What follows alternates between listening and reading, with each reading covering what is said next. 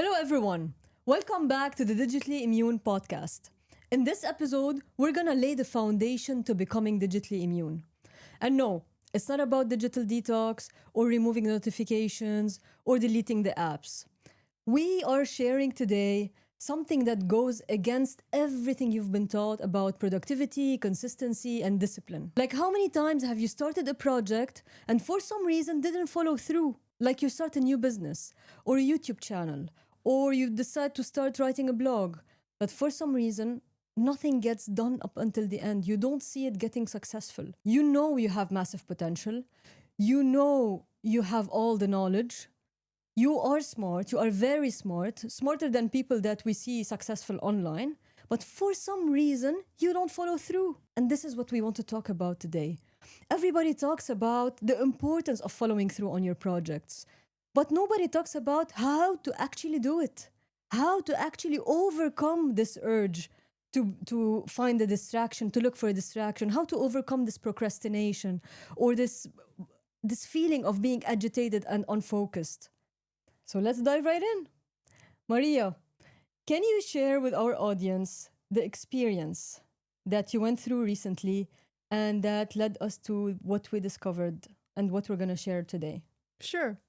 So recently, it was just another day. I woke up. My routine includes visualization, setting this like the plan for the day, praying, deciding what I'm gonna do, and it was good. For the first 4 or 5 hours, I was working very well. I was productive. I was happy. I was enjoying my work. But then after 4 or 5 hours, I started feeling like I wasn't very aware of it, but I was feeling in the back of my mind sadness. It started with a little bit of sadness. And then agitation, like I am getting bored, I want to move. I started feeling some suffering, some negative emotions, and they kept increasing. But again, I wasn't super aware of the fact that I'm not feeling so well anymore while I was working. And so after like 5 hours, I started thinking of watching YouTube. And then I started thinking of making popcorn, then of making noodles. I went from being very focused to wanting to get distracted. So I made the popcorn, I went down and I got from Monoprix 2 packs of noodles and I ended up watching YouTube and I ruined the rest of the day because I was supposed to keep working until like 5-6 p.m. that day and I actually didn't. First thing I started thinking of, what's wrong with me? Like, why can't I focus? Why can't I keep doing what I'm doing and achieve what I want and stick to my word and do what I want to do? So at first, I started doubting myself. I started saying, is there something wrong with me? What's wrong with me? And then I started thinking, what if this is the resistance that everybody talks about? That you are supposed to feel some sort of resistance when you are working, and that means you're on the right path. But that's odd. Like everybody says, if you do what you love, if you find your passion and you do what you love, supposedly, you shouldn't feel like you're working any day of your life. Like it should be fun. We're not feeling like you're not really working. However, I do feel like I'm working and I do feel agitated and I do feel bored. So what's wrong? What's wrong with me? That was the first loop of thoughts that I started thinking of.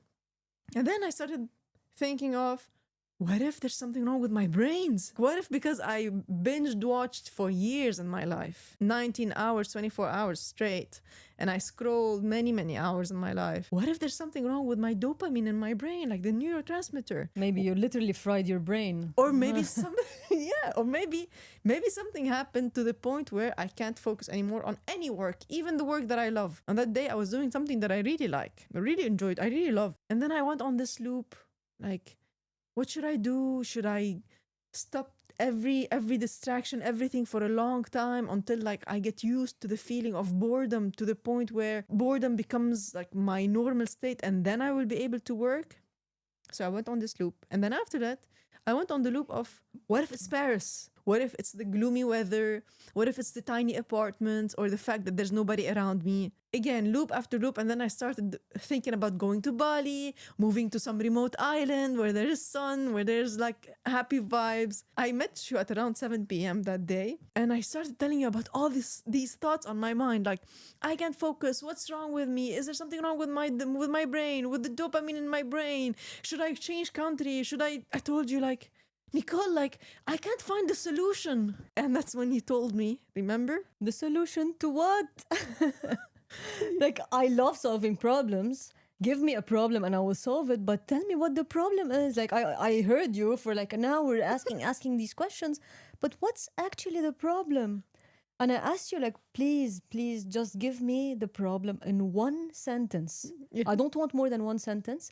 And stop it with the questions.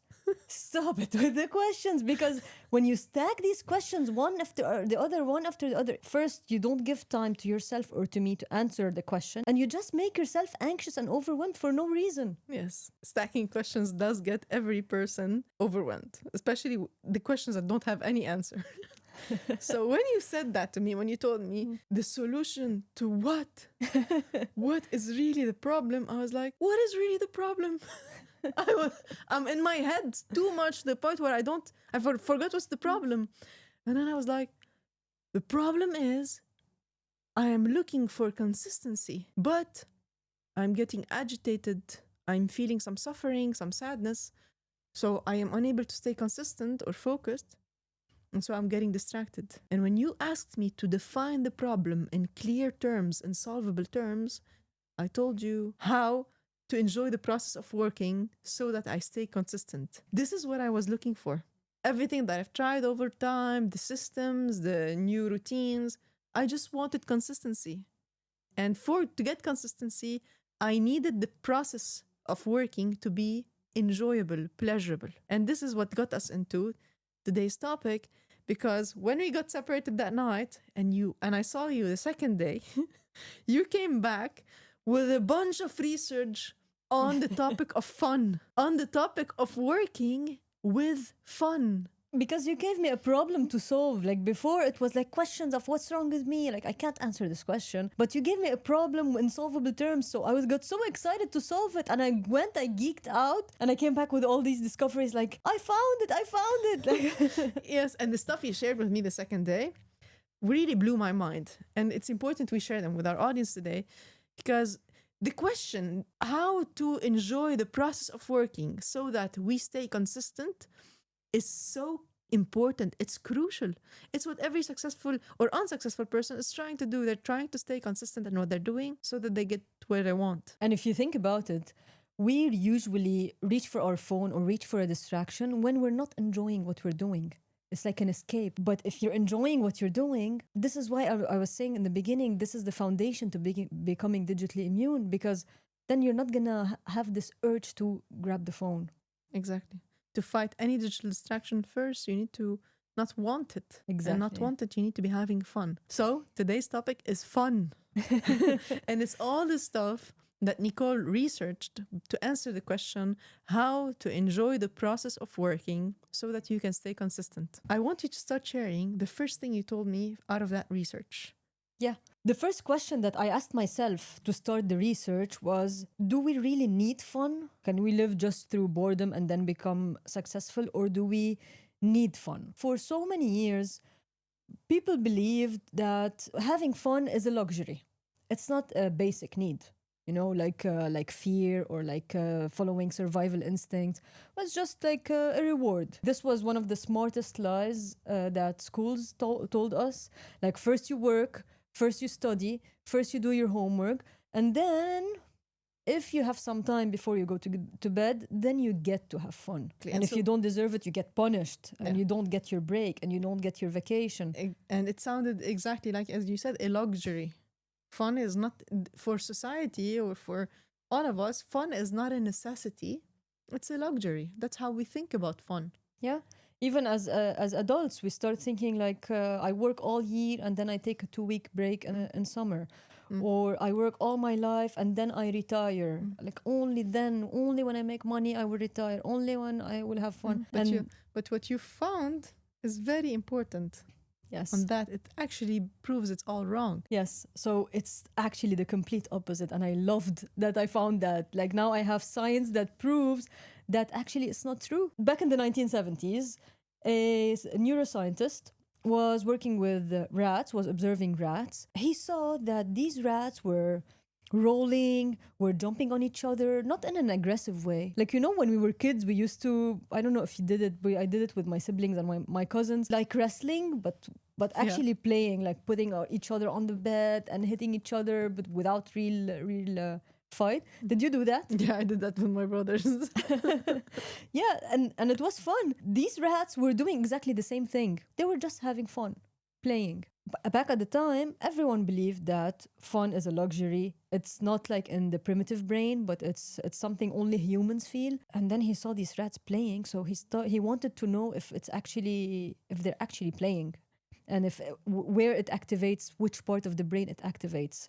So he started simulating different parts of the brain. A specific part of the brain in the back of the brain, so the primitive brain, the one that we share with animals, the one that is about instinct, about the basic needs. This was the one that whenever it's stimulated, the rats would go to have fun. So now he has proof that actually rats are having fun with this specific part of the brain. But just as any scientist, they find something and they want to prove it over and over again. So he wanted to prove that he tried the opposite experiment. He went to that part of the brain and he created a precise lesion. You know, like when you have a disc, if you used to listen to CDs, music on CD back in the days, if that CD is scratched and then you put it Doesn't play. on the player, it doesn't play. And it's the same thing. He created a lesion in this part of the brain of the rats. And now when it's stimulated, they moved, they went for food and anything, but they didn't go to play. So now it's proven. This part of the brain is responsible for having fun. So now we know that having fun is a basic need, just at the same level as fear, as instinct of survival. So it's a basic need. It's not a luxury anymore. It's a biological need. The funny part, to continue with that story, like with that same neuroscientist, so he was playing with the rats, and he noticed that the rat was like giving out a voice, but the sound you don't hear it because it's a like high frequency that humans don't hear. So he started playing with the rat and recording the sound, and then reducing the frequency of the sound so that he can hear it. And he noticed that whenever he plays on, like he puts his hand on the rat's belly, the sound that the rat emits is like a giggle. It's like the rat being tickled. Whenever he tickles the rat and then removes his hand, the rat goes again for the hand to get tickled again. The rat wants to play. Exactly. And so that scientist has proven back in the 1970s that fun is such a deep thing in us. Yes. Yeah. I love that. I love that you found that out. I know there were many studies after that continued the work of that researcher. But since that study, there's the proof that fun is not something that is a luxury. It's actually a crucial thing to include in our life. This is the first question I wanted to answer. Like, do we actually need to have fun? Do we really need to have fun? And now the answer is yes, it's a need. It's not a nice to have. It's actually a non-negotiable. Yeah. And then the next question I asked myself, okay, now it's a primitive need. Humans need to have fun. Now the next question is there a correlation between fun and success? Do people who have fun have more success?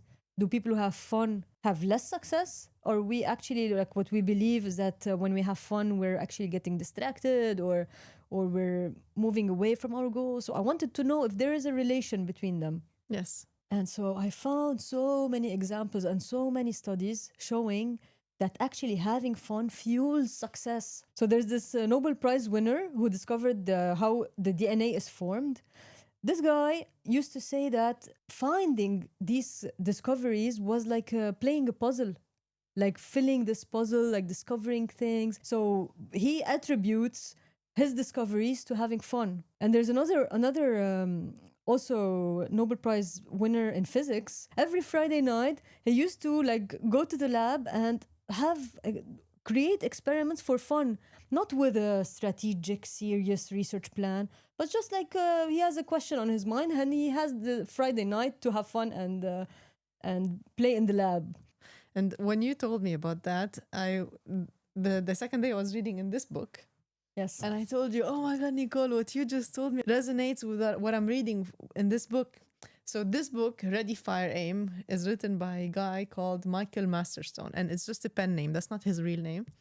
But this guy, he has a net worth of more than 100 million. He's built businesses in every single industry. I told you about him. He has businesses in shipping, in newspaper, e-commerce, different types of businesses. He's really successful. Now he's in his late 70s, I think. This book was written in 2008. When you were telling me about like fun and how successful people are actually the ones that are having fun while they're working, I was like, this guy was having a lot of fun. And I highlighted the part that prove it. So as I said, he's super successful. And apparently he tried to retire multiple times in his life. So he tried to retire at the age of 45, and then he tried again to retire at the age of 50. So it says when he turned 50, he tried to retire for the second time. Unsuccessful once again at retiring. So apparently what's been happening is, I read to you the tiny passage. These days, Michael is determined to work as little as possible. The problem, he says, is that I don't know the difference between work and play. If it makes me happy, I want to do it. Am I crazy? This person who has, by the time he was 50, he had, I think he had more than 50 million in his name. He could retire, but he couldn't retire because it was play for him. So I just didn't know the difference between work and play. There's another passage that I really liked. Also, it says the same thing you're talking about. He says, my office is more a grown-up version of a boys' treehouse than it is a workplace. It is complete with a personal gym, a jiu-jitsu room, billiard table, movie screening room, and an art studio. So if you were to ask me, where do you work? My answer would be in all the best places. Like, that's so cool. This topic is really underestimated. Yeah. Like the importance of fun. So in Nobel Prize winners, in business people, like successful business owners and entrepreneurs. But you would think the opposite. From what we hear in society, from the advice that everybody gives, I even thought the opposite. Like Jim Rohn says the sentence, when you work, when you play, don't mix the two. And he says that sentence because when he was at the beach, he was thinking of work. And when he was at the office, he was thinking of the beach. Now, I really like Jim Rohn, but that advice doesn't work for me because now I'm realizing, actually, that's not good. I love Jim Rohn. So in his defense, can I jump in? Yeah. Yes, it's about the balance between work and play. But actually, if you hear Jim Rohn in his seminars, the guy is having fun all the time. He's cracking jokes. True. His whole speech is like you're on a comedy show, but in a personal development comedy show. True. So exactly. His work was fun.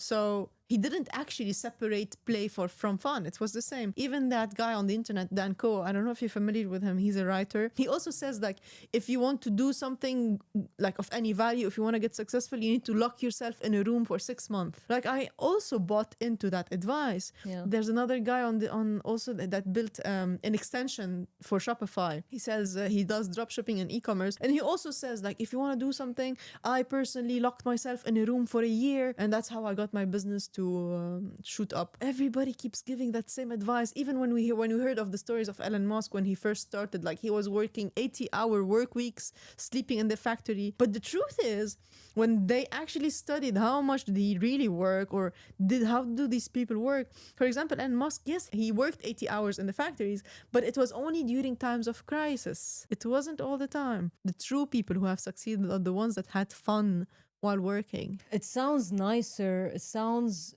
unique to say, I locked myself in a room. It sounds impossible somehow. So you feel like maybe you need to go for this. Whereas if I tell you I had fun while working, it's not, how do you say it? Serious. Yeah, it feels not serious because we're brainwashed. It feels less serious to say, oh, I'm just doing this for fun, than to say I'm working. Yeah. Yeah. But the truth is, the people who are doing it for fun or who are enjoying the process while working are the ones who are doing it long term. Yeah. And that's the key. The only way to stay consistent is to be having fun while working. And we saw examples of Nobel Prize winners. We saw examples of successful business people. And I even found examples of athletes like Usain Bolt, the world champion in running and sprinting. He set world records in 2009, and up until now, no one could break his records. Wow. And this guy is known for, at every warm-up, And before every race, it's a very serious time right before the race. He's next to the track dancing just before going to run. And some interviewers asked him, like, what are you doing? And he says, like, this makes him relax. This makes him remove all the stress because stress slows him down. Literally, because he needs to run. So he Serena was- Williams is the same. Also, she attributes a lot of her success to joy while playing. Not joy after playing, like going and partying and having fun after the game or after the celebrating. win or celebrating. Joy during the game. This idea has been underrated and hasn't been put on the forefront, but it's so important for any success. Athletes, researchers, scientists, business people, anything you want to do long term and be the best at it, you really have to be having fun during it, not at the end. So what's fun for me might not be fun for you, might not be fun for you. And so everybody has fun in a different way. And that's part of the research that I found that was done by the psychiatrist Stuart Brown. And he found that everybody has a different play personality. There's 8 play personalities. Each one of us has a dominant one. You can have bits and pieces of each one, but you have a dominant one. And when you're not aligned with your dominant play personality, or when you don't have fun feeding this personality, this is when you start feeling drained, you start feeling bored, you start feeling depressed. I share them with you, but let's go over them, share with our audience so that maybe you can start to relate. Maybe one personality will feel more like, yeah, maybe that's me, so that you can find ways to align the way you have fun with your personality type or with your play personality. Yeah, I love these 8 personality types because Makes sense. and also this guy, the psychiatrist, he interviewed 5,000 people to get to these results. You have to give respect to these scientists who interviews 5,000 human beings, like the patience on this guy, to get to this framework that we're going to share with you today, and these 8 fun personality types or personalities. It's really impressive. The first one is the Joker. The Joker is someone who likes to play, is energized by humor, by making people laugh, by cracking jokes. And the best example that I have is my mom. True. My mom is the most sarcastic person I know. I took my sarcasm from her. She cracks jokes every opportunity she gets. Like, funerals are a limit if she can crack a joke or not, but True. but she really enjoys making people laugh, and she makes us laugh all the time. True. And you can't tell when she's serious or when she's not. Yeah, so if your type is the Joker, if you're a person that likes to make people laugh and that gets energized, you feel energy like recharged when you crack a joke or when you make people laugh, maybe you need to include working with people when it comes to you want to have fun while working. Yeah. The second fun personality type. The second one is the kinesthetic. So the kinesthetic from kinesthetic energy is about like movement.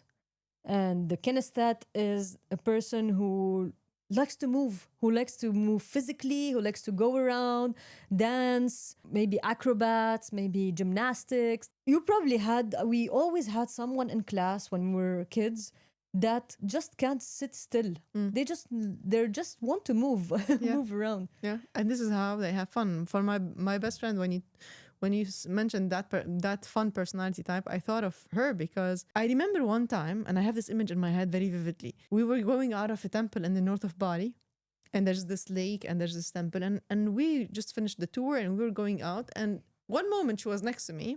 And then I couldn't find her. I looked around like, where did she go? And then I look on that side, there was this tree. And next to the tree, there was a statue of this face monster that they have there in their culture. And she had climbed the tree and she was hanging from her feet to a stick that's in the mouth of this statue. And she was dangling to the back like that. And she was calling me, come take a photo of me. And I was like, how did you get up there? She's really like full of energy, physical energy. She can't sit still in class. She really full of physical energy. Even to teach her any of the courses that she had back in university, she needed to play. Like she needed to grab balls. I need to throw balls at her. Now what? Catch this. And you need to answer me at the same time. She needs to have fun through movement. Yes. The third play personality is the explorer, and that's you. That when I heard that, I was like, that's definitely me. The play personality is someone who likes to discover new places, to discover new things, to discover. It could be like intellectual, it could be emotional, it could be psychological, and it could be like places, discovering places. For someone who is like me, that's the best way to have fun. I feel the most joy, the most fun when I'm discovering new things, new ways of doing things. Even at work, like if I think there's a better way to do something, a shortcut or a faster way, I'm so excited to find it. Or even when we went down to the south of France at the sailing trip to watch the dolphins and the whales, and we took with us the binoculars. To find the dolphins. To find the dolphins. I ended up the entire trip on the beach with the binoculars in my hands, looking for dolphins for like 4 or 5 days, even though like there was a very low chance that they would be close to the shore. But just the idea that I could explore, like who takes a hobby of having the binoculars on their face most of the day? Me, I after that trip, I realized that I love having my binoculars with me all the time. The idea of a fun through exploration wasn't as clear to me until you told me about it. Actually, there's people like me who have fun through exploration, whether, as you said, intellectual, emotional, or physical exploration. Yeah, that's why there are a certain type of people who like hiking, who like adventure, but going on places or going in caves to discover new places. Yeah, it's definitely you. Yeah, or even emotional discovery. That's why I like to read books and biographies. It's a discovery thing. And it's important to clarify this because that now you can use this in your work. Ever since I understood this concept, every time I'm having difficulty focusing, I take my work and I go to a coffee shop. Just the idea that I'm discovering a new place, I'm exploring, makes me have fun and makes me focus again. Like I'm no longer blocked. I'm no longer thinking of watching something or eating something. When I get a feeling of frustration, of suffering that I can't work, I immediately move to a place where I'm gonna explore. Yes, so to a place you haven't been before, so that you have this exploration feeling. Yeah, exactly. Fourth play personality, what was it? Is the competitor. The competitor. The competitor is someone who plays to win. You have people who play and enjoy the process of playing, and you have people who either enjoy in the playing because they won, so enjoy the result, or they hated the game because they didn't win. when you told me about this play personality, I was like, this is definitely my sister. Like my sister, you cannot play with her because she wants to win the game.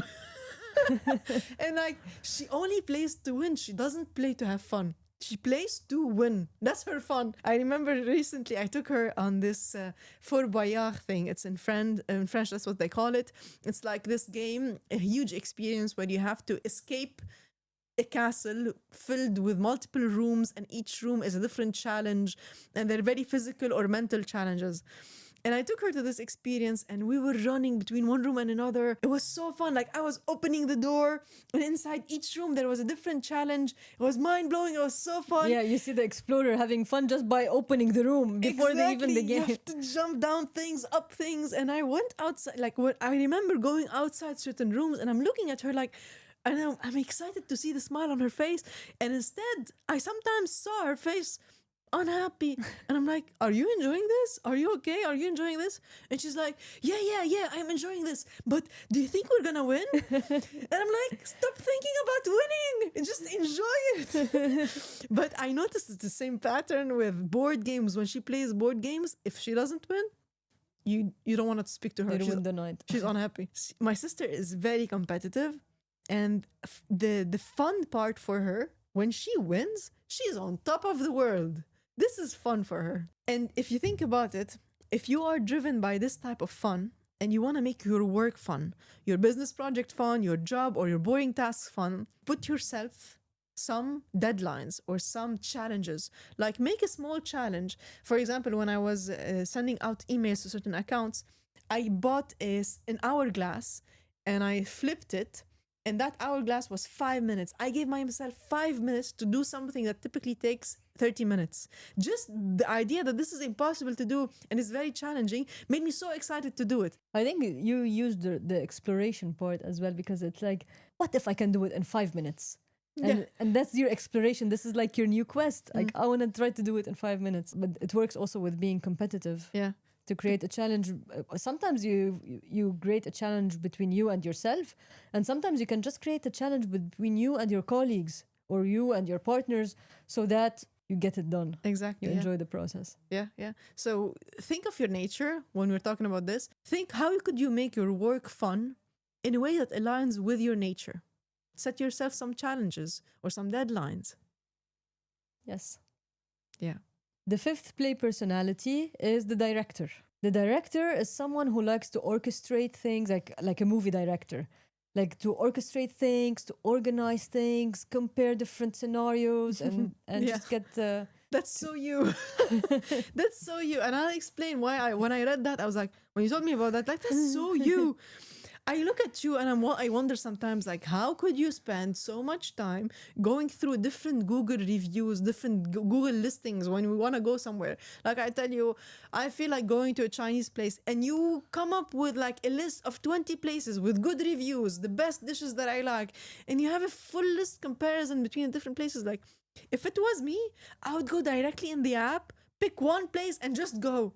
Whereas you, whether we're traveling or whether we're going out, you manage to organize things so clearly. You take your time, you compare, and it's something that I've seen all throughout your life. I remember even when you took your classmates from university, 60 of them, to Lebanon on a 2-week trip, and you chartered half a plane and you booked the entire thing, you scheduled the entire thing. They told us it was a crazy program. They didn't even sleep. There was things to do in the morning, things to do at night. You didn't even let them sleep, and everything was on point, detailed, organized, structured. You thrive on that. It brings you joy. And sometimes I'm looking at you, are you really enjoying this? Do you really enjoy looking at 100 coffee shops to pick one? Oh, I love it. And you love it. I want to do the exhaustive list, and I want to have the Excel sheet, what I like, what I don't like, the price list. I want to have all the comparison. It's not about the need for all this information to make a decision, but I just like to have this clarity. This I see it as a canvas of different things, and I can decide, like an orchestrator, like I want to go here, I want to go there, and then move the plan into a theme. Like when I create birthdays, it's always like based on a theme, and I want to play with the theme. Yes. And I remember, now you reminded me, a few years ago when Sam Altman was pitching ChatGPT, I think it was ChatGPT 3 or 4, and he was saying, like, now you can create a GPT, and a GPT can organize your trip for you. And he gave the example live, like, let's say I want to go to Paris. Create me an itinerary for 3 days in Paris, and the GPT starts doing all the things, all the research, all the comparison, and comes up with an amazing plan. I'm like, but you removed all the fun for me. I want to do the research. I want to do the comparison. If you give me the whole thing and I just take it and go, I don't even want the travel. Yeah. So yes, I definitely want to. I definitely get fueled by this. You have fun. Yeah, I really enjoy it. Yeah. When I look at you on your when I look at you on your phone, checking different listings, for me it would be suffering, but for you, I can see on your face you're smiling. Yeah, like for most people, when you look at their digital well-being app, you see that the apps they use the most are either TikTok, Instagram, or YouTube. For me, it's definitely Google Maps, Google Reviews. Google Maps, for sure. Yeah. The next personality type, the next fun personality type. So that would be the 6. Mm-hmm. The collector.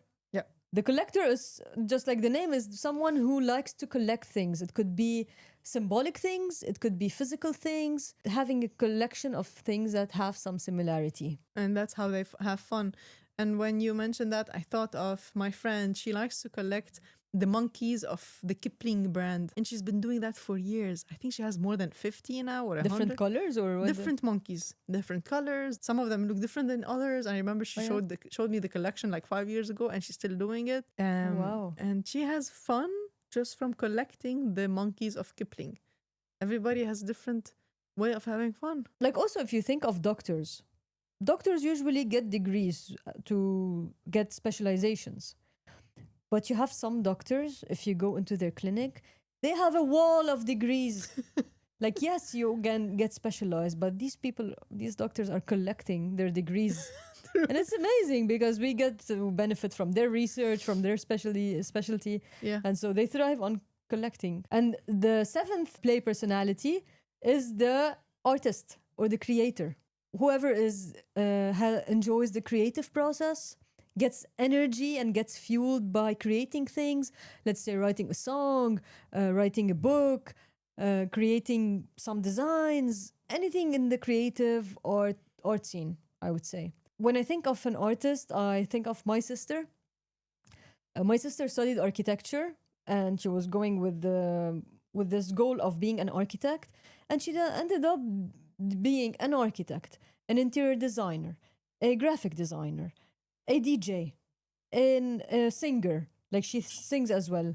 She draws, she paints, and all the different creative things that you can think of, she does them all at the same time. I think she would say as well that she is willing to do it for free. True. She does it for her work, but she is willing to do it for free. That's how much she's in flow when she's in her creative zone and creative space. She loves it.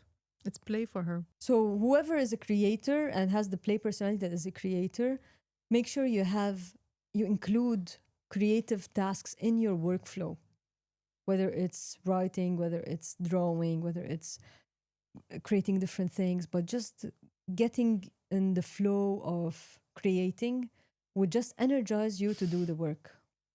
Yeah. Yeah. And the last play personality is the storyteller, the person who thrives on telling stories, and they tell stories so well that you actually can visualize them. You feel like you're part of the story, you're a character in the story. Yeah. This is When you told me about this fun personality type, I was like, this sounds like my brother. I remember when I was still very young, my brother was going to the army training boot camp. So there was this training phase they had to go through before joining the army. He had to go every week for like 4 to 5 months, 6 months. And every week he came back on Friday, or if they were punished or something, they come back on Sunday for just a day. But typically it was Friday, Saturday, Sunday. We would wait for him around the lunch table, waiting for my brother to come back from the boot camp with all the stories about his week. And they were amazing stories. Like, we would all be so excited to hear about, like, what did he do this week? What happened this week? Did they get a cold shower? Did they have to jump in the mud? It was so fun. And my brother is so good at storytelling. And he's the person I think that inspired me to be good at storytelling and to enjoy them, because I explored through storytelling. I was able to visualize and to have fun. That's amazing. Yeah. Now that we saw the 8 play personalities, the key is to align what you do with your play personality. Like, we give some examples. If you're an explorer, go explore things, go explore new places while doing the work. If you're a competitor, create your challenges, and so on and so forth. Yes. There's other things that could help you enjoy the work while you're doing it, to have fun while working. For example, there's something we learned from Richard Bandler. He is the co-founder of NLP, Neuro-Linguistic Programming. And he gave this example during an intervention. There was this guy that was feeling guilty and sad and ashamed about something that he did. So every time he thought about this experience that he had and that he did, he was feeling this heaviness in his heart. And so Richard told him, you know what? What are you feeling right now? The guy said, I feel guilty, I feel heavy. He said, okay, now what's your favorite color? The guy said, it's red. And so Richard told him, I want you to draw in red around this image in your mind that you have of your experience. Put it a frame around your experience. He told him, did you do that? He said, yes. Do you have a red frame around your experience? He said, yes. He said, good. Now I want you to take that mental image of your experience and make it far, smaller in size. Far, farther, far, small. And he made the guy imagine it going far, because it was a big image. It made him see it as smaller. He told him, did you do that? The guy said, yes. He told him, great. Now I want you to color it black and white. Did you do that? The guy said, yes. So now the image of his heavy experience became small, black and white, dark, and the entourage of it, around it, was in red, his favorite color. He told him, do you still feel bad about it, or heavy, or guilty? The guy said, not really. This is exactly NLP. Now you cannot feel bad about it because you changed the frame of your experience in your mind. you reframed it, you changed the mental image of it. And so this is exactly important, because when you have a task to do, if the perception of the task in your mind is heavy and it's gloomy and it's dark and it's unattractive, you're not going to want to do it. The first step is to make the tasks that you want to do, from the first second that you think of them in your mind, you have to color them in beautiful colors. First step. And then instead of putting the image of, oh my God, I have to do that, on top of the list of things that you have to do and you've been avoiding, put it in a beautiful place and say to yourself, you know what? First, this is a bright task. It's a fun task. I'm going to enjoy it. And I'm going to give myself permission to have fun during it. That's so important. Yeah. The mental perception of the tasks that we have in our mind, and that perception that we make in a split second, is very important, because it allows us to feel excited to work on something or not. Exactly. And another way to actually enjoy the process, because you said give myself permission to have fun. You can also give yourself permission to have side quests. Mm-hmm. We always say like, I need to focus for 8 hours on the same thing, but maybe you don't have to. If you got an idea that is so far from what you're doing, why not go on this side quest? Why not create like small projects that you go on the side? And then sometimes what you work on the side, maybe reading a book that you've been postponing, playing an instrument, would give you something that will feed into your main task. Yeah. Like, of course, Duolingo, the app to learn languages. Mm-hmm. Duolingo, the company, in their company, they embedded these side quests. Like they give their team time per every week or every month that they can do whatever they want. It's not linked to any KPI.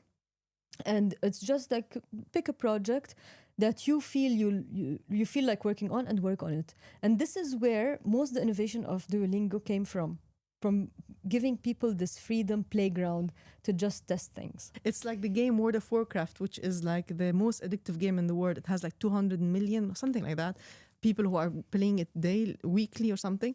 But in the game, you have a mission, but you also have side quests that you can do on the main mission. And the side quests, like you're walking and you find this to do and this to do, they make the game more fun. And it's so important to have side quests. When you're working on a big thing, enjoy the side quests. Give yourself permission to go explore something that you wanted to explore. Go on a curiosity trip. So important. Also, related to that game, there's something about getting into a character. Like with video games, you adopt a new character. Like in this real life, I am Maria, but if I go into that game, I can become a mage that can fly. And I adopt the personality of that character. And I even speak differently, I behave differently. It turns out there's something about stepping into a new character, a new personality, that makes something more fun. So for example, when you stay at home and you try to work from home, you're still in your pajamas or the things that make you comfortable at home. So you're not really adopting a new character. But when you dress up, when you put on a blazer or whatever you feel like changes a bit your mood. It's different for different people. For developers, it's like the hoodie. But for me, it's like the blazer. When you change your clothes and you go into the office or you go into a different setup, you actually adopt a new character, a more confident or a more leading character. And that character makes you actually enjoy the work more. So adopting a new character, having side quests, changing the frame and the way you see things in your mind, these are all things that could make the work even more fun for you. So the core message today for you is to have fun during the process. Don't keep fun for later. Once you do that, then you won't have the urge to anyway grab the phone. This is why we say that having fun during working is the first step to digital immunity, to becoming digitally immune. And we'll be here with you. Thank you for tuning in. Remember, use technology, don't let it use you. We wish you freedom and success.